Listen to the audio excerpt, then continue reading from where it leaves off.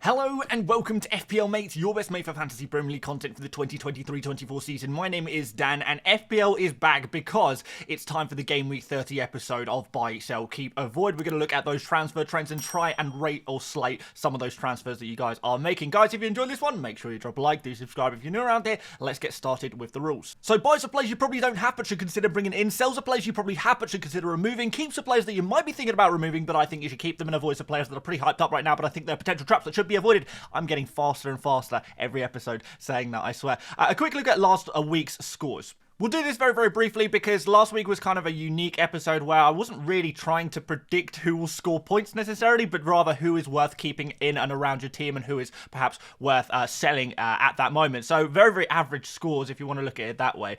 The big mess up, I suppose, was Robinson. But I mean, who honestly expected the clean sheet against Tottenham Hotspur? Not too many people with the amount of us going for the likes of Son and Maddison. But hey, things happen in FPL, and Gameweek 29 was a really crazy one. But at least it was easy to predict players that wouldn't score well in that game week, but there we go. Let's move on to this game week and hopefully we can get some bigger scores. So let's start ourselves off with some defensive players to buy, and Onana is probably the goalkeeper I am going to go for as a buy because I just think Manchester United have that knack of keeping scores low, and Onana in particular has been in reasonably decent form recently and he's making a lot of saves, and this is something I really like. Over the past 5 or 6 or 7 game weeks he's making a lot of saves. He's averaging sort of 4 or 5 saves per game, which is quite a lot and is a real nice route into points. We do need to get some more clean sheets though, because only 1 in his previous 4 games is not quite perfect, and with the fixtures coming up you wonder, are there going to be clean sheets in some of these games such as Chelsea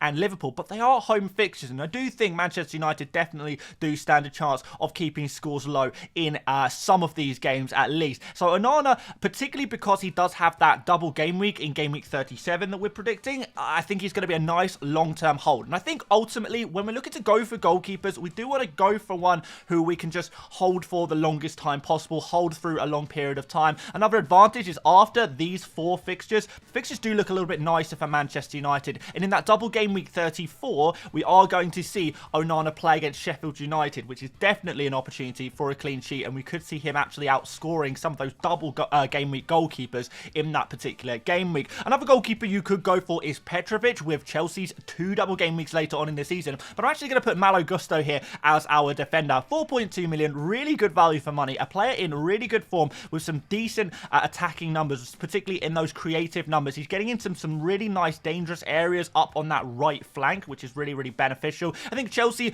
are a mediocre defence, you would maybe say, but the fixtures are fantastic, with Burnley up next, one of the teams that struggles to score goals more than anyone else, as well as Sheffield United and Everton in the next 4. And later on in the season, like I say, we do have double game weeks. We have 2 double game weeks that are going to come Chelsea's way later on in the season. If you're planning on free hitting in game week 34, then I think Gusto is definitely the goalkeeper, definitely the defender you look to buy this game week. If you are not free hitting in 34 and actually you want to have a double game week defender for 34, I'd have a look at Munoz at Crystal Palace. He looks like the Crystal Palace defender to go for, but Gusto is going to be my recommendation for a buy. For midfielders, Salah is the big standout man this week, and I really do think he is a high priority transfer no matter who you are, because over the next 4 fixtures, we do have some decent ones here, and you just have to accept that Salah is just an absolute FPL beast. In the past 5 game weeks, he's only had 2 sub appearances, no starts, and yet he is still clocking up some really decent numbers here. A goal and an assist, decent XG, a lot of shots, particularly in those dangerous areas in the box, big chances, key passes. He's delivering everything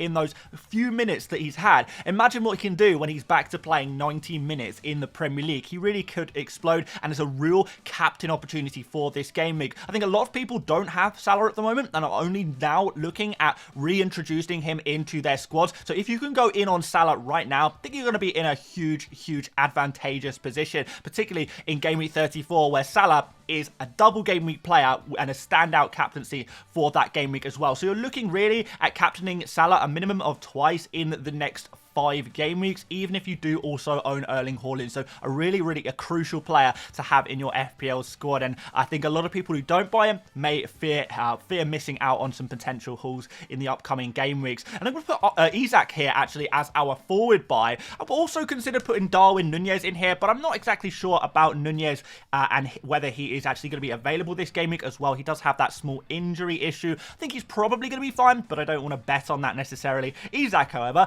is proven his fitness over the international break, playing 90 minutes twice. That's probably a little bit worrying, but look, he is obviously in top fitness, top form at the moment. Proven before the international break as well with some attacking returns, a couple of goals in his 3 games he did play after he returned from injury, which is very nice. He's a penalty taker as well, just like Salah, which is always nice. And Newcastle have some decent fixtures here with West Ham, Everton, Fulham and Spurs the next 4.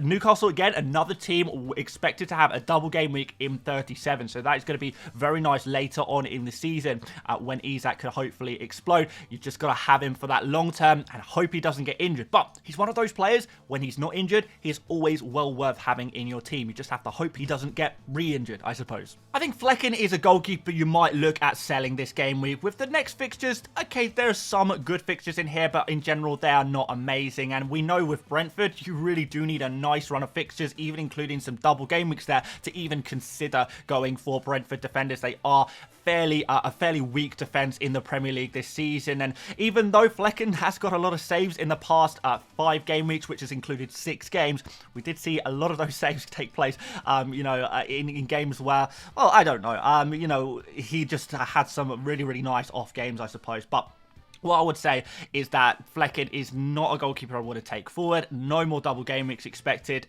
Brentford are not a great defence anyway. I think he's a goalkeeper that's fairly easy to remove if you are looking to make a transfer there. And Doughty, similar situation. Really nice to own when there's double game weeks and stuff like that. However, now, no more double game weeks for Luton Town. The fixtures are really bad for Luton. And there's only so much you can depend on Doughty's attacking threat, because defensively, Luton Town are always going to be conceding multiple goals every single game week, particularly in this really tough run of fixtures. So an easy sell, a player I don't expect to get many points at all over these next fixtures. And I think if you can find a nice defender to replace him with, whether that is Munoz or Gusto or someone else, definitely worth doing if you're looking to improve your defense right now. Doughty, easy sell. Midfielders is a little bit tougher to say who you should sell, because if you've got players like De Bruyne or Bowen, maybe, I think those are players that you could definitely afford to sell. I think they're definitely players that should be on your chopping block right now. However, I don't think this game week, some players are not necessarily must sells. And Douglas Luiz, out of the most popular midfielders in the game right now, I would say Douglas Luiz is higher on that priority list of players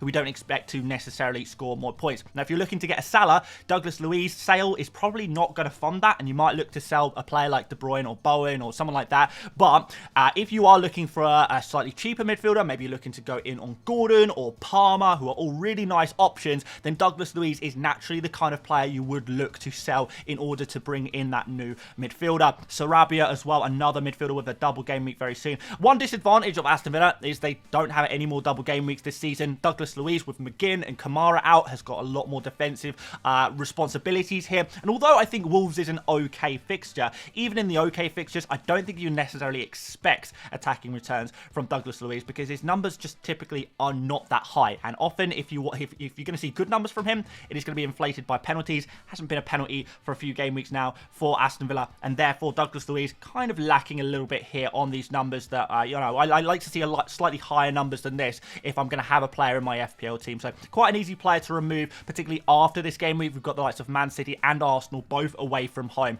and those fixtures, we're not really expecting anything from Douglas Luiz. So if you are looking to replace a midfielder, then Douglas Luiz, I think, is a good player to remove now. Now we've got that blank game week out of the way and stuff like that. I think he's a pretty easy player to sell. Whereas De Bruyne, Bowen, those kind of players, you might look at selling them still, but I don't think they are as much sells. And I think you can potentially afford to keep them if you don't have any other issues in your team. And Morris, similar to Doughty, really tough fixtures coming up for Luton Town, which is not really ideal. I know a lot of people heavily invested in Luton after game week 28 and 29 in particular, but now it is time to remove those players. And Morris, his numbers are slightly slipping now. You know, I've said about this before. I expect around 0.5 expected goal contributions per game for my attackers in FPL before I would start to consider actually selling them, removing them. Those are kind of subpar numbers in my personal opinion, and Morris has dropped below those numbers after the last few game weeks of not really seeing quite the same amount of attacking potency, I suppose. So Morris, 5.2 million, very cheap. There's lots of cheap forwards to go for at the moment, whether you're looking at a Muniz or a Semenyo for the double game week in 34, or you can afford to maybe upgrade Morris to an Isak or a Højlund or a Darwin, someone like that. Nicholas Jackson, I know we've spoken about a little bit this week as well.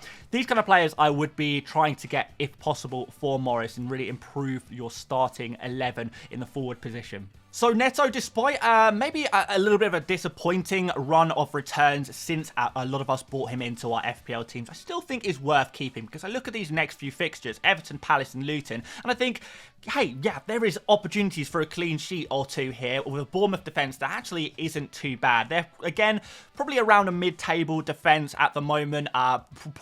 Previously to that, they were maybe slightly better than that, but yeah, I think during this fixture run, I think we can definitely expect to see a clean sheet. Saves are something that Neto seems to be more than capable of, but more importantly, again, when we're looking at those goalkeepers that we want to own for the long term, if you're making a goalkeeper transfer, you need to have a real improvement over the long term.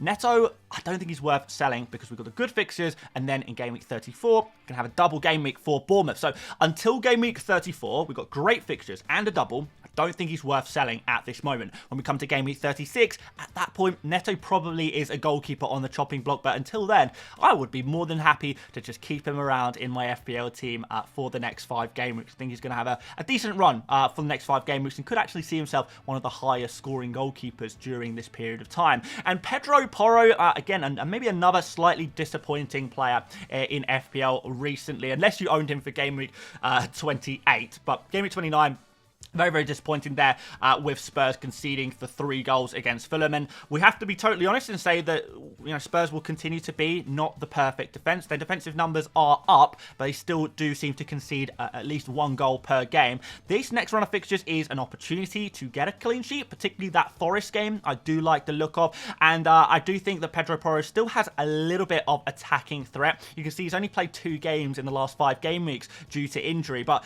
2 key passes per game during that period, it's not too bad, and you can maybe expect the odd assist here and there. But moving forward, it's really a case of 2 double game weeks for Spurs. Yes, they blank in game week 34. If you can cover 34 with a free hit and hold on to Pedro Porro throughout that period, take him into 35, 36, 37, where we're going to see 2 double game weeks during that period of time for Spurs. That could be really nice if you are able to hold on to him for that long. Now, if you don't have Pedro Porro already, I probably would prefer to go for someone like a Doggy, much cheaper and a similar amount of threat there. But Pedro Porro, if you have him, there's no real reason to sell him over the next few game weeks. I don't think you're going to find a defender too much better than him over this short term, particularly for those of you who are free hitting in 34. A lot of people looking to sell Saka this week. I think the likes of Son and Salah are just becoming such temptations that people are trying to look at what midfielders they can downgrade, or, you know, maybe what players they can sacrifice in order to free up that budget to make these big transfers. But Saka, despite the tough fixture against Man City, but despite the fact he does have that yellow Dorito of death next to his name in the FPL website and app, it's actually kind of suspected that Saka is going to be fine for Manchester City. Apparently, the issue he does have is an issue that is not new. He was kind of removed from the England team just because to try and manage his workload and make sure he wasn't putting too much strain on his body, and actually giving him a little bit of time to recover. There's no new injury issue or anything like that. So Saka should be straight back into the Arsenal starting 11 come game week 30, this game week. So after that, the fixtures look good, pretty good, I would say. After that, we have the double game week in 34. Again, pretty good. Saka probably vice-captain material after Salah for Game Week 34. I think Saka is going to be a very important player to own over this period of fixtures.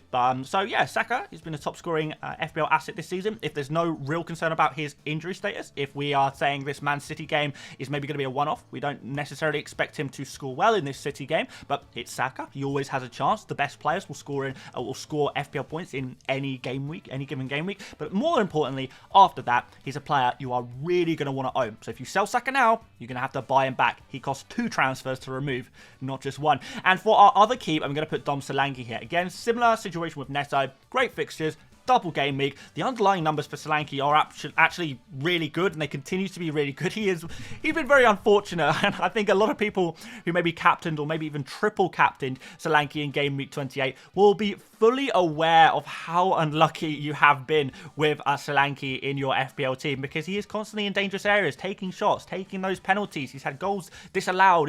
It's been a tough time to be a Solanke owner, but these kind of things are so luck dependent that, when we look at the underlying numbers, they do suggest that luck, that bad luck, I guess, that Solanke has found himself with recently is not going to continue. The numbers are really good. Over 4 expected goals and 0.38 expected assists in 5 game weeks is fantastic numbers. This is, very, very, very, very much kind of one of the top kind of underlying numbers we'll see of any player in the Premier League. So definitely not worth selling if you still have him. I would hold on to him for this nice run of fixtures, the double game week, and again, after that, game week 35 onwards, that's when you would look to sell Solanke for the likes of, maybe you can go for a Chelsea striker, Nicholas Jackson, say it quietly, or maybe Højlund at Manchester United, with both of those players having doubles in that late period of the season. But for now, Solanke is a keep. And finishing off with some avoids, Areola, not really a goalkeeper I'd be looking to go for right now. He's one of the more popular goalkeeper transfers in. Maybe that's inflated by wildcarders potentially. I'm not here to speculate on that. But next 2 fixtures, not expecting clean sheets from West Ham. West Ham defensive numbers continually to be pretty poor, and no more double game weeks for West Ham either. So I don't think he's going to be a particularly useful FPL asset to have. Even at 4.3 million, yes, he's cheap, but you're probably going to bench him pretty much every game for the rest of the season if you do go for him, which kind of begs the question, is it just worth going for someone even cheaper and saving even more money? Don't really see a place for Areola in our FPL teams moving forward, to be honest. I think he's a bench material at best. But Ben White is maybe a slightly more controversial one. Most popular defensive transfer in this game week at time of recording. He plays against Manchester City away from home next, and I think I would try and wait 1 more game week before jumping in on White. Even if you are on a wild card, I think I would prefer to have maybe a Gabriel in my FPL team. I think Gabriel is more important to have than White. I would say, though, that White is the second best Arsenal defender to own. I do really rate him as an FPL asset, but I think we can maybe just afford to just hold off 1 more game week before going in on him, because away against Manchester City, away against Liverpool, these kind of fixtures are kind of the opposite times that you'd want to own an Arsenal asset.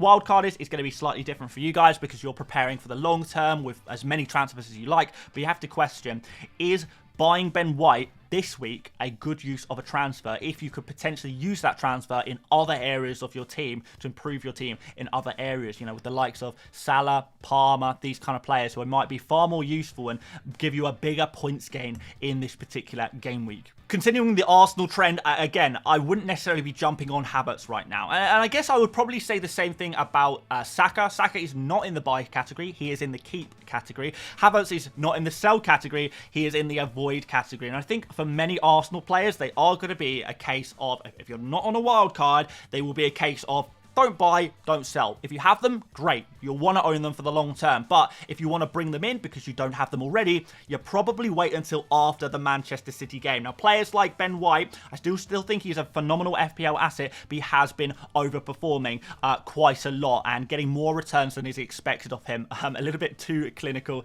if you like, which we don't expect from a right back. Now, Havertz has also been overperforming his stats quite a lot here with 4 goals and 3 assists. That's 7 attacking returns returns with less than 3 expected attacking returns. However, even when you kind of adjust for expected attacking returns for Havertz, the numbers are still pretty good here, actually. They are pretty good. So Havertz, I do think, is an interesting long-term pick. I say interesting because I do still worry about Gabriel Jesus and whether he may come in as the number 9 for Arsenal again. On form, you would probably say that Havertz sticks around, at least for now, but you do worry, particularly if you are targeting double game week players for game week 34, of which Arsenal players do double.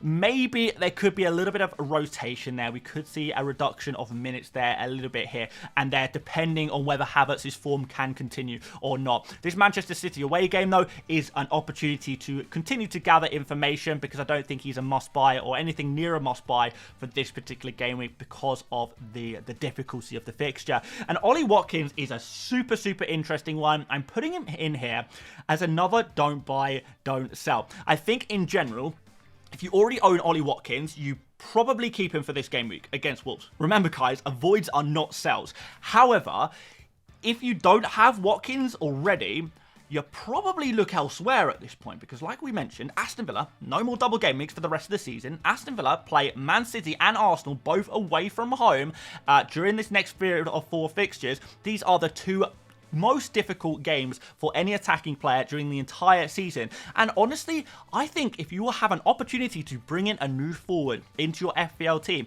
I think there are bigger and better opportunities out there. I personally will probably be looking to sell Watkins very soon. So, you know, if you don't have Watkins already and you have the opportunity to go for an Isak or a Højlund or a Darwin or a Nicholas Jackson, I think you're going to be in a great position and actually one transfer ahead of those who already have Ollie Watkins in their team. So it's not that I think Ollie Watkins is a bad player or a bad pick. I don't. I think he's a very, very reasonable pick. I think he's a very, very good player to own in general. But if we're looking for new players to bring into our FPL teams, I think I would maybe give Ollie Watkins a miss. But let me know what you think about that, guys. If you didn't have Ollie Watkins already, and I do personally already have Ollie Watkins, would you be buying him right now if you didn't have him already? Or would you be maybe looking elsewhere? And more interestingly, where would you be looking? So there's our buys, sell, keeps, and avoids. Hopefully I've got things mostly right this game week, but let me know what you think about each of these players. And if there's any players we didn't mention in today's video, feel free to drop a comment and we can have a little bit of a discussion in the comment section